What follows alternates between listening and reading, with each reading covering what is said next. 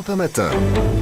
Et puis la Tunisie bien sûr à la une de l'actualité. Tunisie, la révolution trahie. C'est la une de Libération aujourd'hui après l'assassinat hier de l'opposant de gauche Chokri Belaïd, le secrétaire général du mouvement des patriotes démocrates. Il était souvent en première ligne pour sonner la charge contre les islamistes d'Ennahda au pouvoir. Le meurtre n'a pas été revendiqué, mais c'est un symbole qui a été abattu. Pour tenter de comprendre la situation actuelle en Tunisie, nous recevons ce matin sur Europe 1 Khadija Mosed-Finan. Bonjour. Bonjour. Merci d'être avec nous. Vous êtes enseignante et chercheur, spécialiste du Maghreb et de la Tunisie. 2 ans après, est-ce que finalement l'espoir qui était né après la fuite de Ben Ali, après cette révolution, est-ce que cet espoir a été assassiné lui aussi hier ? Peut-être pas, parce qu'on voit que la société civile est quand même très puissante, qu'elle est descendue dans la rue, qu'elle a réagi, qu'elle n'est pas prête à accepter ce que certains veulent lui imposer.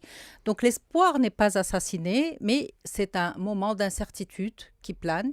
Et cet assassinat politique, il faut bien le dire, arrive à un moment de très grande tension en Tunisie, où la Troïka était sur le point justement de se défaire, était en pleine déliquescence. Mais la question qu'on se pose tous ce matin, à la fois en Tunisie et dans le reste du monde, c'est est-ce qu'on peut dire, est-ce qu'on peut accuser Ennahda d'être derrière cet assassinat ? Peut-être pas directement, Ouais. mais indirectement, oui. Les gens ne se sentaient pas en sécurité. Ils ne répondaient pas, le gouvernement ne répondait pas aux attentes de la population. Et surtout, Chokri Belaïd avait été menacé plus d'une fois. Donc, de manière indirecte, à leur façon de ne pas punir ce genre de crime, à leur façon de justifier la violence et d'aller dans le sens de la violence, effectivement, il se prête à ce genre de critiques, mais aujourd'hui l'enquête est en cours. Je ne sais pas si on en aura les résultats un jour, mais c'est très difficile sur le plan juridique de les accuser directement. Comment est-ce qu'on en est arrivé là ? Comment est-ce que 2 ans après un tel espoir, je le disais tout à l'heure, finalement on revient à une situation d'incertitude, de confusion et de violence ? Alors, je crois qu'on en est arrivé là parce que, si vous voulez, le système était déjà particulier après les élections d'octobre 2011. Il était bâti sur un consensus entre le parti islamiste, vainqueur des élections, et 2 autres formations. Et ce consensus, qui devait être une force au départ, s'est transformé en faiblesse parce que les 2 autres partis ont abdiqué à tout ce qu'a dit Nahda, le parti islamiste. Et je crois que les uns et les autres n'ont pas compris le mandat qu'ils avaient, la mission qu'ils avaient, c'est-à-dire rédiger la Constitution et bien sûr, gérer les affaires courantes. Or, pendant des mois et des mois, ils se sont battus sur cet article 1, la place de l'islam, la place de la charia dans la Constitution, en perdant beaucoup de temps et en ne répondant pas du tout aux attentes prioritaires de la population, c'est-à-dire du travail, de la liberté, de la dignité. Khadija Mosed-Finan, je rappelle que vous êtes chercheur, spécialiste de la Tunisie et du Maghreb. Restez avec nous. Nous sommes en ligne avec Radia Nasraoui. Bonjour. Bonjour. Vous êtes en Tunisie, vous êtes une opposante historique à Ben Ali, aujourd'hui défenseur des droits de l'homme, présidente de l'association contre la torture en Tunisie. Vous êtes avocate également. Merci d'être en ligne avec nous sur Europe 1. Quel est votre état d'esprit ce matin, au lendemain de cette journée de grande confusion, je le disais ? Je suis triste, comme la majorité des Tunisiens. Je suis triste d'abord parce que j'ai perdu un confrère. La Tunisie a perdu un militant sincère. Je suis triste parce qu'il s'agit d'un tournant. C'est l'ère des assassinats politiques. C'est très grave.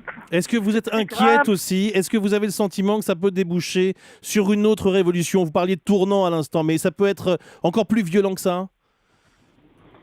Ça peut être plus violent parce que on ne sait jamais jusqu'où ça peut aller maintenant.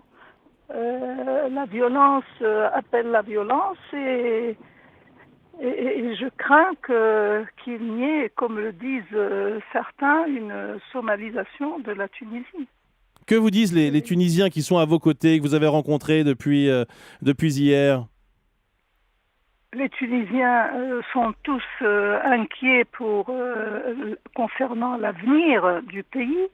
Les Tunisiens me disent qu'il faut que je fasse attention et qu'il faut que je fasse attention pour mon mari aussi, il y a de fortes chances qu'il soit sur la liste. Sur quelle liste?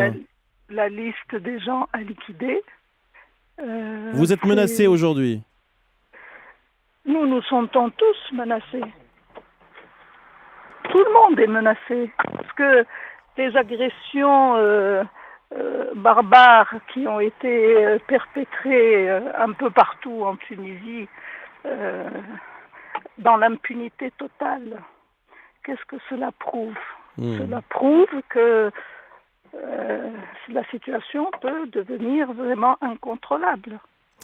Merci Radia Nasraoui, merci d'avoir été en ligne avec nous. Je rappelle que vous êtes avocate, vous l'avez dit d'ailleurs, et présidente de l'association contre la torture en Tunisie, et vous êtes actuellement à Tunis. Je reviens vers vous, Khadija Mozen-Finan. Je rappelle que vous êtes chercheur spécialiste de la Tunisie.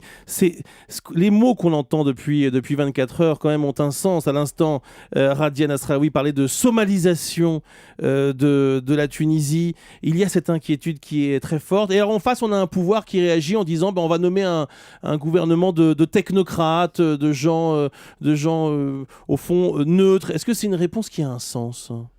Non, cette réponse n'a pas beaucoup de sens, mais ils n'ont pas beaucoup le choix. C'est-à-dire que veut dire aujourd'hui un gouvernement de technocrates? Les problèmes sont éminemment politiques. Il faut prendre des décisions politiques. Ça veut dire que les partis politiques ne représentent plus rien. Mais il y a eu des élections. Oui. Il y a eu des élections. Oui. Les Tunisiens ont voté comme jamais ils n'avaient voté, sans doute. Il y a eu des élections, mais les partis n'ont pas été à la hauteur, il faut bien le dire. Et au sein même de l'Assemblée nationale constituante, beaucoup de députés ont quitté leur formation et sont restés au sein de l'Assemblée en tant qu'indépendants. Donc il y a cet aspect, bien sûr. Aujourd'hui, si vous voulez, si vous avez un gouvernement de technocrates, qu'est-ce que vous faites des urnes et des élections? Où est la légitimité? Et ça, c'est une question qui va être posée par la rue. Ces gens qui nous gouvernent, ont-ils la légitimité suffisante? Ont-ils la compétence pour le faire?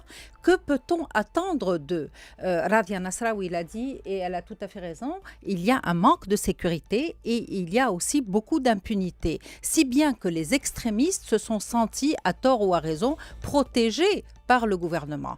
Et c'est dans ce contexte-là qu'intervient cet assassinat politique. Merci Khadija Mozen-Finan, merci d'avoir été avec nous ce matin sur Europe 1 pour nous apporter votre éclairage, votre témoignage aussi tout simplement sur cette situation explosive en Tunisie.